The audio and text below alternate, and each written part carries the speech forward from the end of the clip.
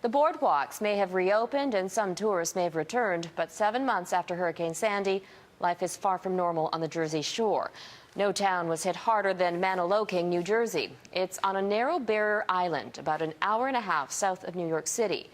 Our Mike Armstrong recently returned to the town and found recovery is still a long way off. If you don't know what was here, you can't tell what's missing. But ask a local. They lost most of this beach in Hurricane Sandy. How different does this beach look today than it did back then?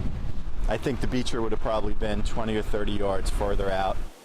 Now, all that missing sand isn't just for people to lie around on the beach, it's protection. And at low tide, they've been bringing sand out of the ocean to rebuild these dunes because they've seen what can happen. Almost 7 months after Sandy, and up and down this coast, much of it is still a disaster zone.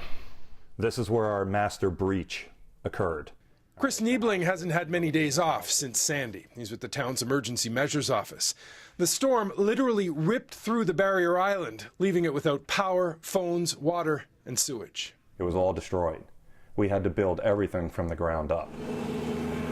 Every single home in Manahawkin was damaged, most of them seriously. Sandy ran 2 to 3 feet of water through each house and left sand everywhere. And then there was the wind.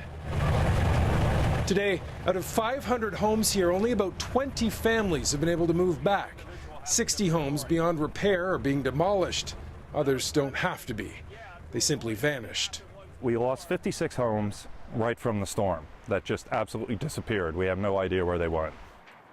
There is work going on. Manahawkin is one of the most wealthy communities in the U.S., but that doesn't mean everyone can afford to rebuild. It also doesn't mean everyone wants to. So many friends have lost their houses. And Colley's family's been here for a century. Now there's a debate over what to do. Insurance is only covering a third of what they expected. Colley doesn't want to leave, even though she says her neighborhood feels like a war zone. It's awful. It's gut-wrenching.